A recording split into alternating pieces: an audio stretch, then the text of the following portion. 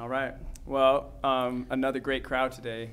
Didn't know exactly what it would be like today, but I'm learning not to underestimate this group of people. And so I was pleased with our effort. You know, you come off of Christmas and you hope you can pick up the momentum that you had when you go into the break. And I thought we were a little sluggish, a little soft defensively. I liked, obviously, the way the ball moved from the very beginning today. I thought we were ourselves there. And then when we came out of the locker room second half, I love the intensity that we played with. We got to the bonus in free throws in 3 minutes because we were attacking and drawing fouls. I loved that mindset. Our defense hit a different gear, and we remembered who we could be on the defensive side of the ball in that second half, which was just it was a fun half. I was really pleased. We got contributions from everyone today. Everyone was ready to play, and I think we're just seeing everyone improve. These two set the tone for us today. You know, Mick filled the stat sheet. Mick played 3 positions, and Katie, her aggressiveness from the very tip today was really important for our team to get off to a great start, unlike our last time out, where it took us a while to get going. And so all that said, Bakersfield's a good team. I like the way they play. They try to turn you over. They made us make some mistakes. However, when you do take care of the ball and see the floor, you're going to get great looks. And this team's unselfishness was on display today, and our ability to shoot the 3 was outstanding. And then I'm really pleased with that free throw shooting percentage today. Really great numbers there, right on. And so it's another great day in Gill. Make a perfect shooting day from the field, the free throw line, 10 rebounds, several assists. Did you feel like you were in a different groove today, and how were you able to kind of maybe get some of those open looks and knock them down? Yeah, my shot felt good today. My teammates set me up for success and put me in positions to be successful. Destiny hit me a couple times in transition. Aaliyah made a nice pass to me for a 3. And thankfully, the most important number, favorite number for me was my free throw percentage. So I've been working on that and I was happy with that today. And our team shot 100%, 16 for 16, which was cool as well. Katie, you were also in a groove earlier. Were you feeling pretty good warm-ups? Not necessarily, but, you know, I just have been focusing on coming out aggressive, and so that's just what I want to do today and for the rest of the season. Hey, for Katie or Michaela, I know it's easy coming off Christmas break to maybe deliver a bit of a lethargic performance. I guess, how are you guys able to be so sharp really early, offense and then defense later on? I think to start, I think we had 3 focused practices this week before this game, and so I think that was really important for us, especially coming out off Christmas break, having a 7 o'clock at night practice, and you're like, oh, like, I don't know if I want to do this, but, like, you know, we have to, and we all showed up, and I thought we gave great efforts every night. So I think with Pac-12 play coming up so soon, you have to be focused, and this was a good tune-up game before the conference starts for us. Scott, I think you guys had 6 turnovers in the first quarter, but then 11 over the last 3. Did you like the way you guys were able to kind of adjust to what they were doing and limit those numbers? Yeah, it's still too many. You know, we played against Duke with 10, you know, and a couple of those we could have, well, a lot of those we could have cleaned up. So that number's too big, in my opinion, for our skill set, you know, but credit them for, you know, doing things that we don't normally see. I mean, they hung around and caused some troubles in the backcourt with outlet passes, and we'd get a stop, and here they are instead of just getting back. You know, most teams are worried about transition a little bit more. They're looking to get the ball back. When you look at who's coming next, you know, we know that Washington State's always been really scrappy.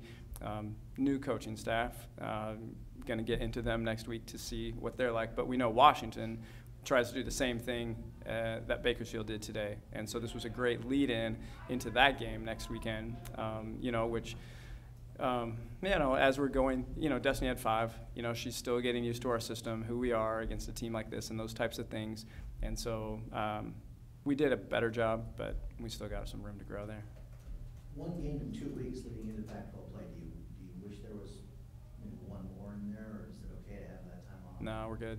We're good. I think this team has – I'm really pleased with our non-conference schedule. You know, I gave Jonas a bad time because that, you know, he does our schedule and he oversees it anyway and does the work. And I'm like, killing us. I mean, you look at the teams that we're playing, and a lot of these teams I'm coming in with a lot of seniors on their team, and who cares what conference you're from. These are veteran teams, just like this one today.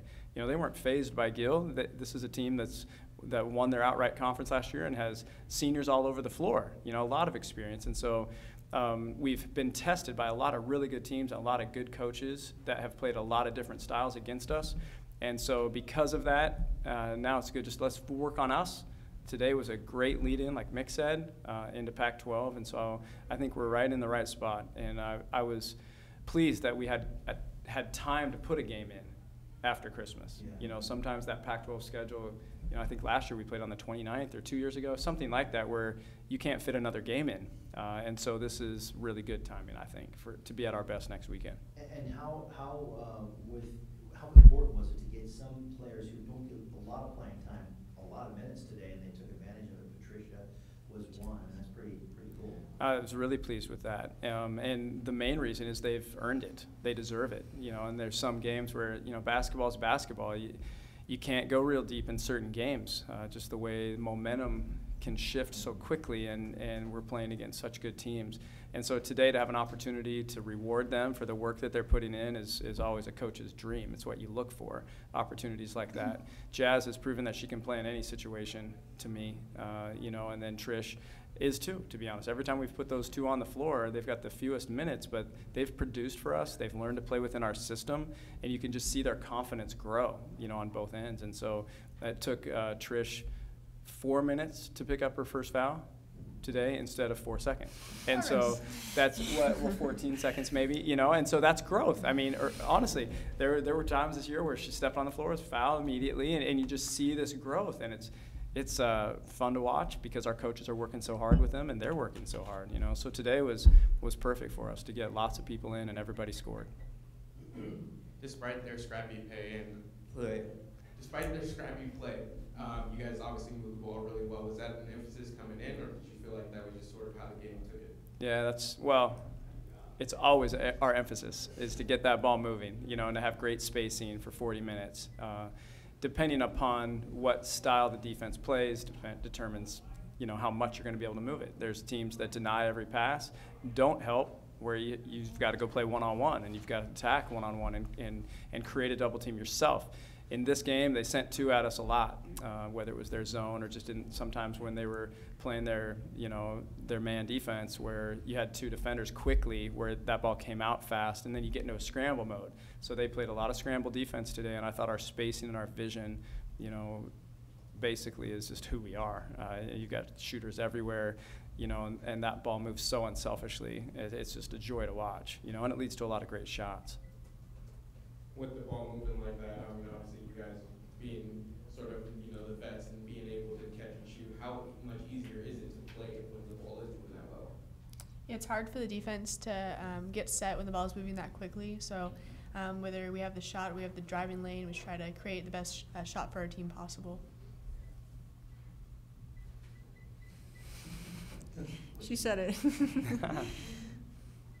For you guys, Mick and Katie, coming off that Texas A&M loss in Hawaii and coming back and just having two games, I think, in 2 weeks' time, how do you feel like you guys responded to that? Was it good to maybe not play some games and refresh mentally, physically? What's maybe different now than walking off the court, you know, in Hawaii with that loss?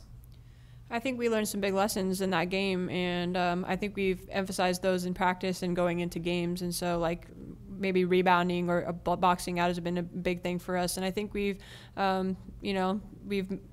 improved in those areas already. And that's going to be a big emphasis going into the Pac-12 as well. Yeah, we have to get, against good teams especially, we have to get off to good starts. And we didn't come out the right way against that team, and hopefully in the future we come out the right way each game.